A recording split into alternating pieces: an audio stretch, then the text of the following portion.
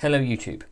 In this video I'm going to look at a philosophical program that has emerged in the last couple of decades, Naturalistic Metaphysics.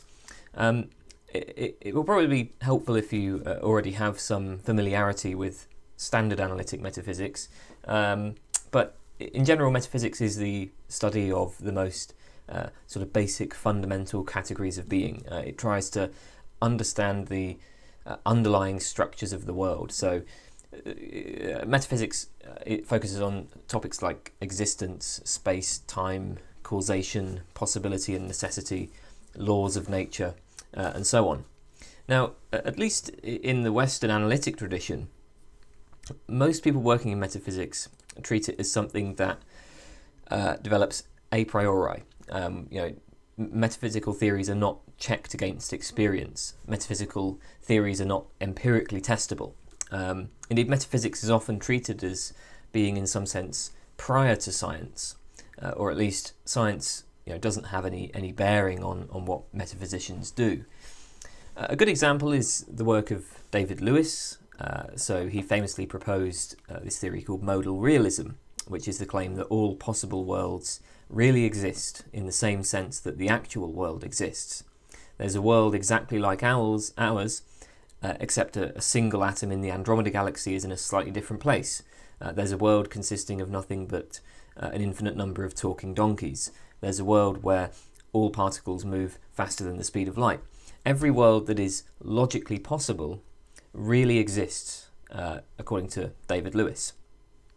Now, obviously, this is a fairly radical idea, and you would naturally ask what the evidence is. Well, Lewis has no empirical evidence whatsoever. Modal realism does sound probably similar to the many worlds interpretation of quantum mechanics, but they're completely unrelated. Instead, Lewis's argument appealed to a priori considerations. Right? He arrived at this conclusion by just sitting on an armchair and thinking about things. In fact, in principle, it wouldn't be possible to get any empirical evidence for these other worlds because Lewis took them to be spatio-temporally isolated from our world. They could have no effect on our world. I have a video series on modal realism where I explain Lewis's argument in some detail. The point for this video is there's no engagement with empirical science. Lewis comes to a fairly radical conclusion. There's no empirical evidence. To give another example, one big part of metaphysics is mereology, and this concerns questions about the relation of parts to wholes. We want to understand how do parts come together to constitute an object. And some philosophers have defended some pretty striking conclusions here. So one view is mereological nihilism, which claims that there are no composite objects. The only objects are fundamental particles, and these particles never compose larger objects. Of course, there certainly seem to be larger objects. We can see tables and trees and cars and rocks and so on, but the nihilist will say that that there are no tables, not really. There are only particles arranged table-wise, or something like that. The particles occupy a table-shaped region of space. Again, this view is not supported by empirical experiments or any other scientific results. Philosophers working in this area will instead tend to focus on trying to explain puzzles about material constitution. So to give a famous example, suppose I have a statue on my desk made of clay. I have a lump of clay in the shape of a person, basically. The statue is a lump of clay which has been shaped into a person. Now, intuitively, we'd want to say that there's only one thing on my desk, right? There's the statue. But now suppose I flatten the statue. Well, the statue has been destroyed, but the lump of clay remains. It just has a different shape. So the statue exists for a day, whereas the lump of clay exists for, let's say, a week. And this would suggest that they are different objects. The statue is not identical to the lump of clay. But if the statue isn't identical to the lump of clay, then when I have the statue on my desk, I actually have, it would seem, two things on my desk, two things that occupy exactly the same space. I have a statue and a lump of clay, and those are two different things. Now, this is a rather strange conclusion because there seems to be only one thing on my desk. One motivation for denying the existence of composite objects is that puzzles like this are immediately dissolved. If you've read any metaphysics, you'll know of countless other examples like this. This kind of work is the norm in the discipline. Now, recently, a new approach has emerged, naturalized metaphysics or scientific metaphysics, and this tries to base metaphysics on science. It uses science to develop and to constrain metaphysical theories. Harold Kincaid, in the introduction to the book Scientific Metaphysics, claims that naturalized metaphysics is committed to two claims. Number one, the rejection of metaphysics that proceeds a priori. So naturalized metaphysics says you can only learn about the world through empirical study of the world. So the methodology of analytic metaphysics is completely rejected. Second, naturalized metaphysics claims that scientific results and scientific methods can be applied to help solve metaphysical problems. More strongly, it claims that it is only by means of scientific results and scientific methods that any kind of worthwhile metaphysics is possible. So in this video, I'll outline some of the objections that naturalistic metaphysicians have raised against analytic metaphysics. And in the next video, I'll examine naturalistic metaphysics itself in a bit more detail. So let's look at what's wrong with this analytic metaphysics. Paul Humphreys, in the book Scientific Metaphysics, presents a few arguments against analytic metaphysics. First, there's simply the fact that so much analytic metaphysics is just false and is known to be false in the sciences. So Humphreys suggests that many theories in analytic metaphysics are simply incompatible with scientific results, and indeed these scientific results are widely known. The best analytic metaphysics often just ignores the results of science and is obviously incompatible with science. It's not even that metaphysicians are proposing theories that contradict some esoteric piece of knowledge that's difficult to understand.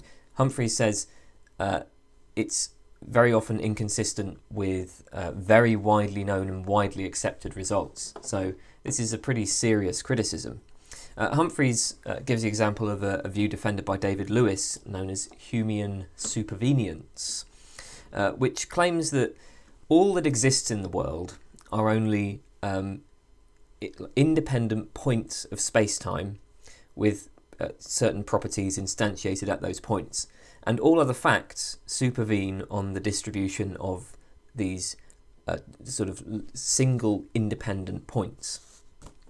So as Lewis puts it, the world is a vast mosaic of local matters of particular fact. So by analogy, consider your computer screen. The image displayed on your computer screen is created out of thousands of pixels, and you couldn't change the larger image without changing some of the pixels.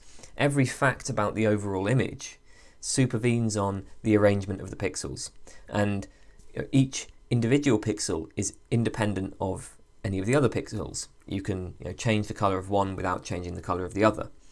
Humean supervenience treats the world as structured in the same way. Right? The world is nothing more than an arrangement of independent points in space-time. Well, Humphreys says this is just false, and it's long been known to be false because it's contradicted by quantum entanglement. So two or more particles are entangled when the state of one particle is dependent on the state of another. And entanglement can obtain even over very large distances. So this idea of these independent space-time points is just wrong. Ladyman and Ross, in their book Everything Must Go, argue that a lot of metaphysics assumes what they call the containment metaphor, where the world is treated as, and I quote, a kind of container bearing objects that change location and properties over time. These objects cause things to happen by interacting directly with one another. Prototypically, they move each other about by banging into one another. At least as important to the general picture, they themselves are containers in turn, and their properties and causal dispositions are to be explained by the properties and causal dispositions of the objects they contain. So this metaphor leads to questions about how objects persist through time, how objects are composed out of parts, whether objects have any essential properties, and so on. And we can see this kind of metaphor lying behind the debate in mereology that I mentioned earlier. This metaphor, according to Ladyman and Ross, is just wrong. For one thing, because they think that modern physics entails that there are no objects. Now, it would take too long to explain this view here, but I discuss it in my video on structural realism, so check that out if you're interested. The point is, we don't live in a world of discrete objects banging into each other. That's shown to be false by modern physics, so say Ladyman and Ross. And there are many other examples given by these authors, but those are just two. The charge here is that contemporary metaphysicians ignore science and they promote theories that are just falsified by science.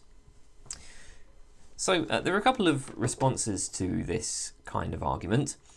One rather popular response is to say, well, metaphysics is prior to science, right? In the sense that metaphysics concerns what's possible in general, not just what can be established to be the case in the actual world.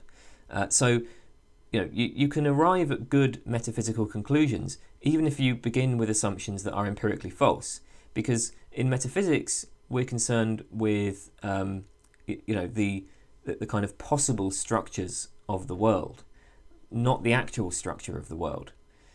David Lewis actually admitted that Humean supervenience is probably false in its details. So he says in his article, Humean Supervenience Debugged, and I quote, he says, "This picture is inspired by classical physics, but if we keep physics in mind, we'd better remember that physics isn't really classical. The point of defending Humean supervenience is not to defend reactionary physics, but rather to resist philosophical arguments that there are more things in heaven and earth than physics has dreamt of." So it seems that what Lewis really wants to defend is the idea that all facts in the world are supervenient on the physical facts. There's nothing more to the world than arrangements of physical facts, and the precise details of the physics don't really matter. He's sort of assuming a kind of this picture of space-time points, independent space-time points for simplicity, but it doesn't really matter to his argument what the physics ultimately says. So, I think that's perhaps a plausible response in at least some cases. Although one thing that we have to bear in mind here, and Ladyman and Ross make this objection. So they say, well, if the precise details of the physics don't really matter when we're doing metaphysics, then why not adopt, say, an Aristotelian cosmology? Right? We could engage in metaphysical theorizing about forced and natural motion, and then we can say, well, we may not have a complete understanding of forced and natural motion, but the metaphysical conclusions we draw should carry over to whatever the final scientific story about these different kinds of motion is. Well, obviously nobody would take this seriously, because, for one thing, there just is no distinction between forced and natural motion. If you were to try to engage in metaphysics by starting with that assumption, you wouldn't get anywhere worthwhile. You can't arrive at good conclusions about the fundamental structure of the world by starting with an Aristotelian cosmology. And it would seem that that's the case even if we say, well, we're only interested in what's possible. So, I mean, in the same way, Ladyman and Ross would say maybe the very notions of object and supervenience and so on aren't an appropriate starting place. A second defence of metaphysics against this argument is to note that, the situation we have here is that on the one hand, the metaphysician has offered a conclusion supported by a priori reasoning. On the other hand, the scientist offers a contradictory claim supported by empirical evidence. And the assumption of the critics is that when there's this conflict between the a priori conclusion and the scientific conclusion, science should win. But we might question this. I mean, after all, science has often turned out to be wrong. Newtonian mechanics, for example, widely accepted universally accepted scientific theory for a couple of hundred years, and it turned out to be mistaken. There's a famous argument, the pessimistic induction, which goes essentially like this. Premise 1, most scientific theories in the past have been false. Therefore, by induction, most present scientific theories are probably false too. And certainly, all scientific claims are uncertain. All scientific claims are fallible. That's why scientists try to search for evidence, because we could be wrong. So, why should we treat the scientific result as having greater authority? One point here is that whether or not this kind of pessimistic induction argument is successful, it would seem that it also applies to most theories in metaphysics as well. So most metaphysical theories have been rejected. Indeed, it's rare that metaphysicians ever achieve much consensus in the first place. Even when they do achieve consensus, that consensus sometimes turns out to be wrong. For much of our history, we thought that the world necessarily had a Euclidean structure, but general relativity shows us that this isn't true. Certainly not a necessary truth. So even if we shouldn't trust science, this doesn't really do much to establish the legitimacy of metaphysics. In any case, I think there are good reasons to say that science does have greater authority than metaphysics, in particular because science has shown a great deal of success in terms of making correct predictions. We can use scientific theories to predict how the world will behave, and these predictions are often amazingly accurate. Furthermore, science has important technological applications. It's remarkably successful in terms of helping us to control and manipulate the world. None of this is the case for metaphysics. A second objection to analytic metaphysics is that it rests on an appeal to intuitions. It uses intuitions as the primary source of evidence. So if a theory is intuitive, this is seen as a reason to accept the theory. If it's counterintuitive, this is a reason to reject it. Mereological nihilism, for example, in denying that there are composite objects, it's clearly counterintuitive because there seem to be composite objects. So this is taken to be a cost of the theory. And the argument is that the benefits of the theory outweigh this cost. But again, those benefits are very often based on intuition as well.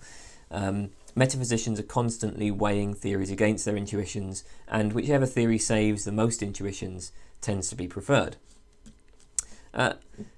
Now, of course, intuitions are going to be important because analytic metaphysics is non-empirical.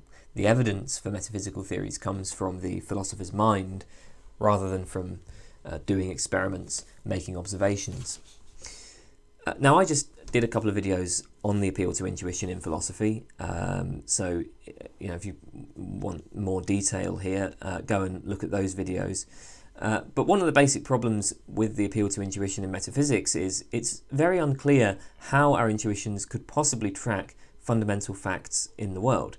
I mean, it's easy to see in broad outline how the world produces perceptual states, or how the world kind of interacts with scientific instruments, so that those instruments reliably give certain results. But what's the link between the world and intuition? It's completely opaque. I mean, and in science, there's no concern whatsoever for whether theories are counterintuitive. Scientists will happily propose theories that might strike people as not just counterintuitive, but literally incoherent. That's the case with quantum mechanics, where there are claims made that, I mean, initially they almost seem, as I say, incoherent, inconsistent. You have to work hard to even understand quantum mechanics. And there's not really any attempt in science to accommodate our intuitions or explain away our intuitions. When scientists arrive at counterintuitive conclusions, they just accept it. They just say, well, hey, turns out our intuitions were wrong. And so, why should we think that they're of any worth when we're doing metaphysical theorizing? Historically, the appeal to intuition made some sense because it was believed that humans were designed by God. Many philosophers held that God was the benevolent creator of humans and would not be a deceiver. So he would provide us with capacities that reliably track facts in the world. And with that kind of background, it's understandable why we might think that intuition is a good source of evidence. But of course, this kind of justification isn't available anymore. Where did our intuitions come from? Well, they certainly weren't endowed to us by God. Probably they arose as a sort of combination of our evolutionary heritage, and then there are going to be specific cultural beliefs and cultural attitudes that we've been brought up with, and so on. So they sort of arise out of this amalgamation of our evolutionary and cultural backgrounds, and there's just no reason to think that that those intuitions are going to track facts about the fundamental structure of reality. Okay, a third objection, which is quite closely related to the last one, concerns the way that metaphysicians engage in conceptual analysis. A conceptual analysis involves trying to work out the structure of our concepts. Consider the concept bachelor. What is a bachelor? Well, by definition, an unmarried male. This is a very simple conceptual analysis. Okay, so we can break down the concept bachelor into the concepts unmarried and male. That's pretty straightforward. Well, in the same way, metaphysicians will ask, what is time? What is causation? Object, identity, parts and wholes. They will try to analyze these concepts and work out what's involved in them. Now, Humphreys doesn't object to conceptual analysis in principle. He thinks that it's often important to work out what our concepts entail, and this helps to improve scientific understanding. We might, for example, try to analyse the concept of species as it's used in biology. It turns out that biologists have suggested many different definitions of the term species. One view is that a species is a reproductively isolated population of organisms. So these are organisms that interbreed with each other, but don't interbreed, breed with organisms outside that population. Another view is that a species is a population of organisms that occupy a specific adaptive zone or specific ecological niche. And there are loads of others. Now, these definitions carve up the living world in very different ways. So it's worthwhile to try to work out these different definitions in detail. Maybe that can give us some insight into which might be the better definition. And this is conceptual analysis. The problem in metaphysics is that it analyses concepts drawn from everyday language. So mereology, analysing the relations of part and whole based on the containment metaphor. Well, that's clearly a concept that's drawn from our everyday lives. We have that concept because we're surrounded by objects that seem to work in that kind of way. So this is just another way then that contemporary metaphysics ends up sort of favouring a common sense view of the world, and it ends up being anti-scientific. And as I say, this objection is closely connected with the objection to the use of intuition, because if metaphysicians were to analyse more scientific concepts, so if you say try to analyse the concept species, well, it looks like intuitions are not going to be so reliable there, because those concepts are far removed from the world as we engage with it, and therefore would also be removed from our intuitions. So, this sort of point about conceptual analysis and the appeal to intuition tend to be quite closely related. A fourth objection to analytic metaphysics is that it is a contingent matter whether the world is scale invariant, and it turns out that actually in many cases the world is not scale invariant. So we'd say that something is scale invariant when it occurs at all scales or is true at all scales. So think about Newtonian mechanics. Newtonian mechanics accurately describes the behaviour of objects at everyday masses and velocities. The objects that we can directly observe and touch and manipulate obey the laws of Newtonian mechanics to a very high approximation. When this theory was first proposed, it was thought that it correctly described everything from the motion of the galaxies to the motions of fundamental particles. It was thought that Newtonian behaviour was scale invariant, so that at every scale, from the very tiny to the very large, all things obey Newton's laws. Well, it turns out that's wrong. When you start going to very high masses and very high velocities, Newtonian mechanics completely breaks down. So a priori, we don't know what the world is like at scales far outside from our experience. We are mid-sized objects, we move at certain speeds. This is the realm that our cognitive capacities are equipped to deal with. And we can't extend conclusions about this scale to other scales. Humphreys gives the example of magnetic monopoles. I'm not sure this is such a good example actually, but anyway, so magnets have a north pole and a south pole. If you take a magnet and cut it in half, then you'll get two magnets, each of which has a north pole and a south pole.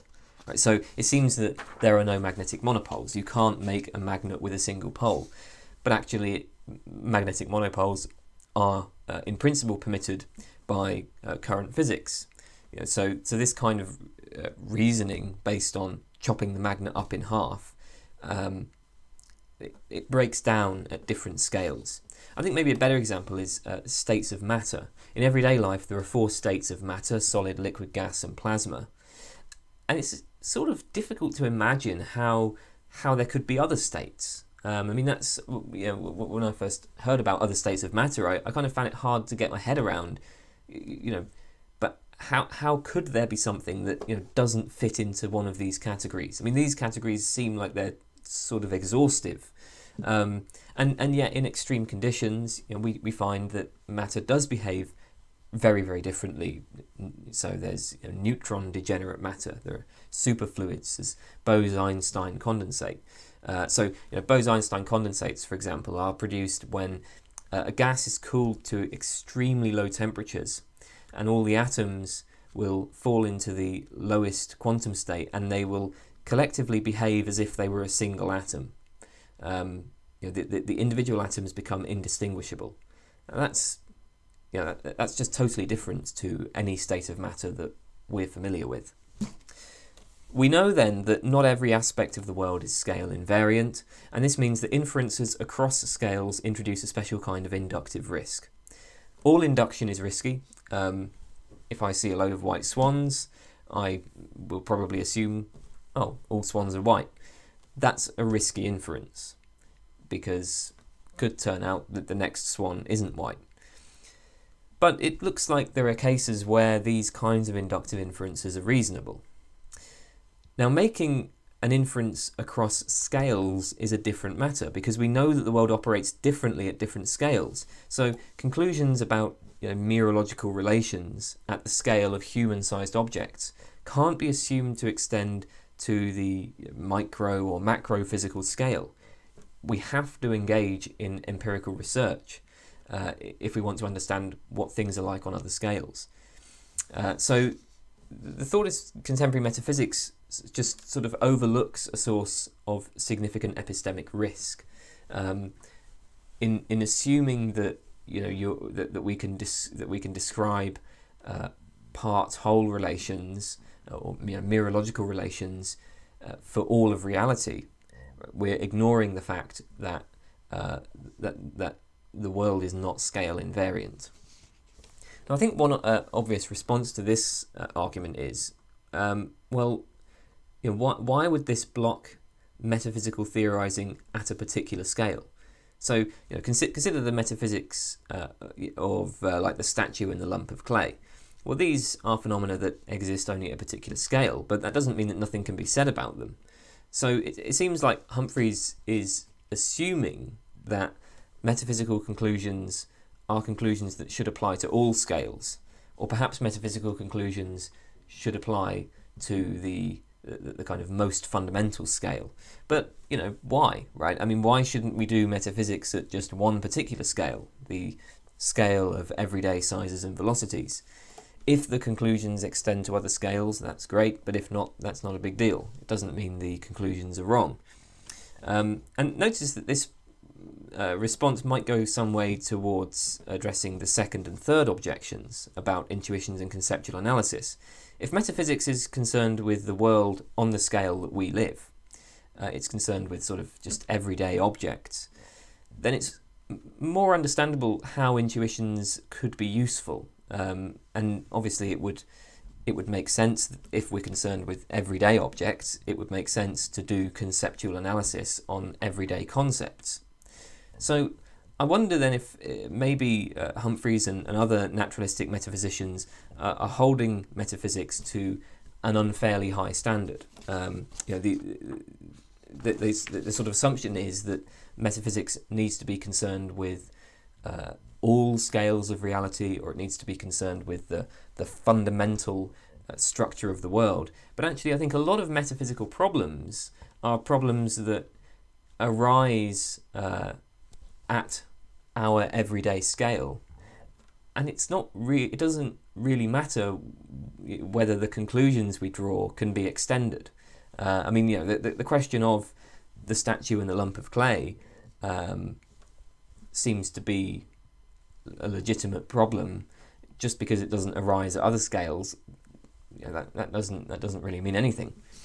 So anyway, those were some objections to analytic metaphysics, and in the next video we will see naturalistic metaphysics in a bit more detail to see how this naturalistic alternative is supposed to work. But that's all for now. Thanks for watching.